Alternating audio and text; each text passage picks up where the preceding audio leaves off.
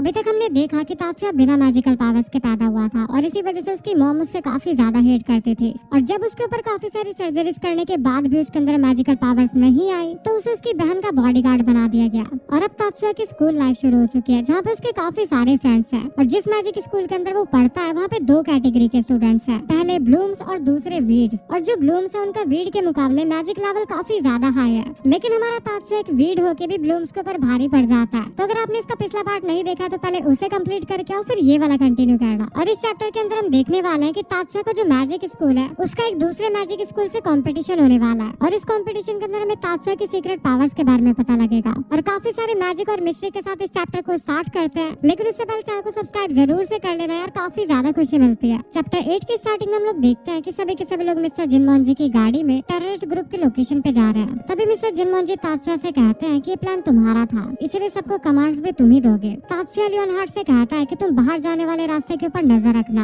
और एरिका इस काम में तुम लियो की मदद करोगी और उन लोगों का भी ध्यान रखना जो कि भागने की कोशिश करे। एरिका कहती है अगर हम उन लोगों को ना पकड़े तो चलेगा क्या? तात्सुया कहता है हाँ, क्योंकि हमें फालतू का रिस्क लेने की जरूरत नहीं है। उसके बाद तात्सुया मिस्टर जिनमोन जी से कहता है कि आप और किरिहारा दोनों पीछे के दरवाजे के आसपास चले जाओ और मैं और म्यू की सामने से अंदर घुसेंगे। उसके बाद लियो एक स्पेल का यूज करता है जिससे कार की स्पीड बढ़ जाती है और वो लोग दरवाजा तोड़ के अंदर घुस जाते हैं। उसके बाद जब तात्सुया और म्यू के अंदर जाते हैं तो तात्सुया अपनी पावर से सभी एनिमीज के लोकेशन को देख लेता है। जब वो लोग थोड़ी सी और आगे जाते हैं तो उन्हें काफी सारे टेररिस्ट दिखते हैं। उनमें से एक तात्सुया का वेलकम करता है। तात्सुया उससे पूछता है कि तुम ही ब्रांच के जापानीज ब्रांच के लीडर हो? वो कहता है हाँ, तुमने बिल्कुल सही पहचाना, मैं ही ब्रांच की जापानीज ब्रांच का लीडर हूँ। तभी तात्सुया उसके ऊपर अपनी गन पॉइंट कर लेता है और कहता है कि मैं तुम्हें एडवाइस देता हूँ, सरेंडर कर लो। और वो सभी से कहता है कि अपनी गन से नीचे छोड़ दो और अपने सर के पीछे हाथ करके नीचे बैठ जाओ। और ये बात सुन के ब्रांच का लीडर हंसने लग जाता है और कहता है कि अगर तुम्हें ऐसा लगता है कि मैजिक ही एक लौता हथियार है तो तुम काफी ज्यादा गलत हो। और तभी वो सारे के सारे टेररिस्ट तात्सुया के ऊपर अपनी गन पॉइंट कर लेते हैं। उसके बाद ब्रांच का लीडर तात्सुया से कहता है कि इससे अच्छा तो ये होगा कि तुम हमें ज्वाइन कर लो, तुम्हारे पास जो स्किल है उसमें मैं काफी ज्यादा इंटरेस्टेड हूँ। तात्सुया उससे कहता है तो तुमने मीबू का इसलिए यूज किया था कि तुम मुझसे कांटेक्ट कर पाओ। ये सुन के ब्रांच का लीडर कहता है कि तुम काफी ज्यादा स्मार्ट हो, इसलिए मैं तुम्हें वापस से ऑफर देता हूँ कि हमारे साथ ज्वाइन हो जाओ। उसके बाद वो अपनी आंखों में से एक अजीब सी लाल रंग की रेज निकालता है, लेकिन उन रेज का तात्सुया के ऊपर कोई भी असर नहीं पड़ता। तभी तात्सुया कहता है consciousness interference type non systematic magic या फिर इविल आई, तुम इसे यही कहते हो। आसान भाषा में कहूँ तो तुम्हारे ओपोनेंट की आंखों की रेटिना में लगता है और उन्हें हिप्नोटाइज करता है और तुमने इसी का यूज करके मीबू को हिप्नोटाइज किया और उसकी मेमोरीज को बदल दिया। ब्रांच का लीडर काफी ज्यादा शॉक होकर कहता है कि आखिरकार ये तुमने कैसे किया? तुमने तो मेरे मैजिक स्पेल से बचने के लिए किसी कास्ट जैमिंग का भी यूज नहीं किया। और ये कहने के बाद वो अपने सभी साथियों से कहता है कि इसे खत्म कर दो। तभी तात्सुया अपनी स्किल का यूज करता है और उन सभी लोगों की गन्स को डिसअसेंबल कर देता है। और ये चीज देख के ब्रांच का लीडर काफी ज्यादा घबरा जाता है और चिल्लाता है, वहाँ से भाग जाता है। ये देख के म्यू की तात्सुया से कहती है कि आप उसके पीछे जाओ, इन सभी लोगों को मैं संभाल लूंगी। और जब तात्सुया वहाँ से जा रहा होता है तभी उनमें से एक पर्सन तलवार से उसके ऊपर हमला करने जाता है, लेकिन तभी म्यू की अपने मैजिक का यूज करती है और उसे पूरा का पूरा जमा देती है। उसके बाद म्यू की कहती है अगर तुमने मेरे भाई को चोट पहुंचाने की कोशिश करी तो मैं तुम लोगों का मौत से भी बदतर हाल कर दूंगी। और वो वापस अपने स्पेल्स का यूज करते हैं और सभी लोगों को एक ही बारी में जमा देते हैं।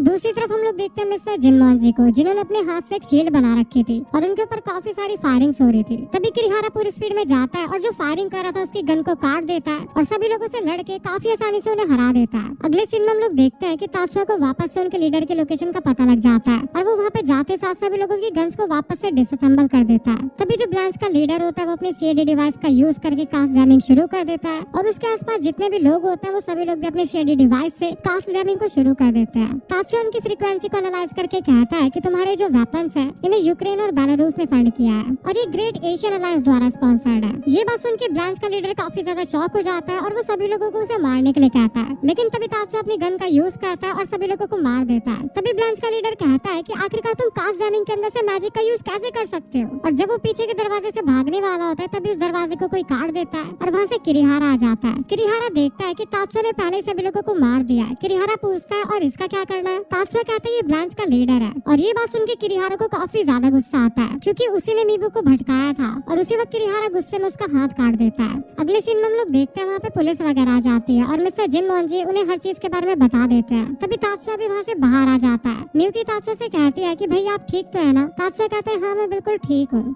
अगले सीन में हम लोग देखते हैं तात्सुया को जो कि मीबू से हॉस्पिटल में मिलने जाता है और वो उसे बताता है कि कैंडो टीम का लीडर अभी हॉस्पिटलाइज्ड हो चुका है और तुम्हें चिंता करने की जरूरत नहीं है क्योंकि उसके ऊपर कोई कोई भी क्रिमिनल केस नहीं लगा है और ना ही हमारे स्कूल के उन स्टूडेंट्स के ऊपर जो कि इस चीज के अंदर शामिल थे। और जब वो हॉस्पिटल रूम से बाहर आता है तो उसे हयामा सान नाम का एक आदमी दिखता है जो कि उसका फैमिली सर्वेंट है। और इसी के साथ हमारा सीन शिफ्ट हो जाता है जहाँ पे हम लोग देखते हैं माया शिबा को। माया कहती है अच्छा तो वो अपनी गार्डियन की ड्यूटी को अच्छे से निभा रहा है और जब तक वो म्यूकी का गार्डियन है तब तक वो योत्सुबा परिवार को धोखा नहीं दे सकता।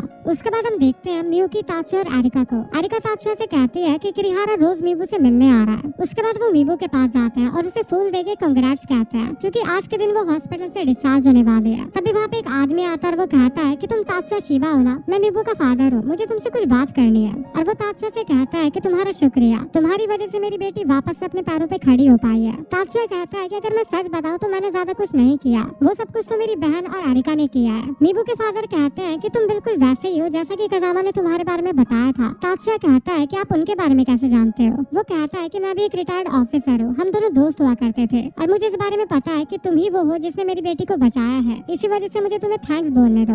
उसके बाद मीबू तात्सुया से कहती है कि आखिरकार तुम मेरे डैड से क्या बातें कर रहे थे? तात्सुया कहता है कि कुछ खास नहीं, एक समय पे जिन्होंने मेरा थोड़ा ख्याल रखा था वो तुम्हारे पापा के बेस्ट फ्रेंड निकले। ये बात सुन के एरिका कहती है कि लगता है तात्सुया का मीबू से कोई डीप कनेक्शन है। वैसे मीबू तुमने तात्सुया से किरिहारा के ऊपर क्यों शिफ्ट कर लिया? तुम तो तात्सुया को पसंद करते थे ना। वैसे अगर मैं लुक्स की बात करूँ तो तात्सुया ज्यादा बेटर है। और ये बात सुन के किरिहारा कहता है कि तुम काफी ज्यादा रूड हो लड़की। उसके बाद मीबू कहती है कि अगर मैं सच बताऊं तो हाँ, मैं तात्सुया को काफी ज्यादा पसंद करती थी। और ये सुनने के बाद म्यूकी थोड़ा सा जेलस फील करती है। मीबू कहती है कि तात्सुया काफी ज्यादा पावरफुल है और मैं उसकी काफी ज्यादा रिस्पेक्ट करती हूँ, लेकिन मुझे नहीं लगता मैं कभी भी उसके स्ट्रेंथ लेवल पे पहुंच पाऊंगी। लेकिन अगर मैं किरिहारा की बात करूँ तो एक वही है जो कि मेरी बराबरी का रहेगा और मेरा साथ दे पाएगा। ये सुन के एरिका कहती है कि वैसे स्टोरी अच्छी है। उसके बाद वो किरिहारा से कहती है कि अच्छा तुम बताओ कि आखिरकार तुम मीबू को कब से पसंद करते हो? किरिहारा शर्मा के कहता है कि तुम्हारा इससे कोई लेना देना नहीं है लड़की, तुम काफी ज्यादा अनोइंग हो। उसके बाद तात्सुया कहता है कि अगर मैं तुम लोगों को बताऊं तो किरिहारा मीबू के पीछे पागल है। मैं इनकी प्राइवेसी रीजन की वजह से पूरा डिटेल में तो नहीं बता सकता, लेकिन जिस तरह से मीबू के लिए किरिहारा ने ब्लांच के लीडर का हाथ काटा, ये देख के मैं समझ गया था कि उसे कितना पसंद करता है। तभी एरिका तात्सुया के कान में कहती है कि तुम मुझे सब कुछ बाद में डिटेल्स में बताना। तभी किरिहारा कहता है कि तात्सुया तुम एक नंबर के चुगलखोर हो, मैं तुम्हें कभी भी अलाउ नहीं करूंगा कि तुम इससे सब कुछ बताओ। तात्सुया कहता है ठीक है मैं नहीं बताऊंगा।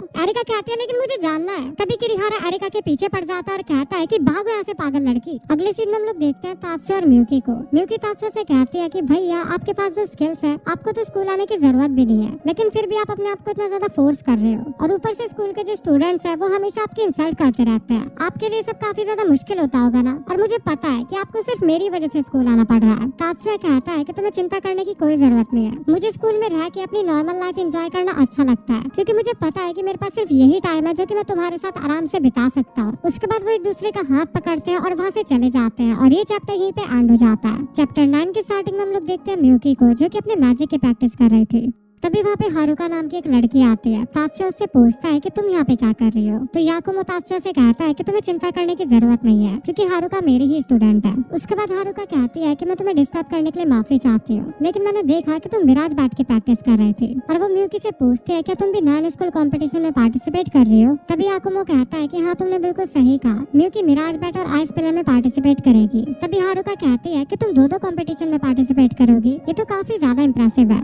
उसके बाद तात्सुया कहता है कि अगर हो सके तो मेरे क्वेश्चन का भी आंसर दे दो। तभी याकुमो बताता है कि हारुका पब्लिक सिक्योरिटी इन्वेस्टिगेटर है जो कि पुलिस डिपार्टमेंट में काम करती है। हारुका कहती है कि जब मुझे फर्स्ट हाई स्कूल में काउंसलर के लिए असाइन किया गया था उसके कुछ समय बाद मैं पीएसए के अंदर इन्वेस्टिगेटर बन गई और आज से 2 साल पहले मैंने मिस्टर याकुमो से ट्रेनिंग ली थी और इसी वजह से तुम यहाँ पे मेरे सीनियर हो तात्सुया। उसके बाद वो कहती है कि मैं एक इन्वेस्टिगेटर हूँ, ये बात एक सीक्रेट है इसलिए तुम लोग भी किसी को मत बताना। तात्सुया कहता है ठीक है, लेकिन इसके बदले में अगर ब्लैंड जैसा कोई भी ग्रुप वापस से डेवलप होता है तो तुम उसकी खबर मुझे सबसे पहले दोगी। हारुका कहती है हाँ ठीक है, ये अच्छा सौदा रहेगा।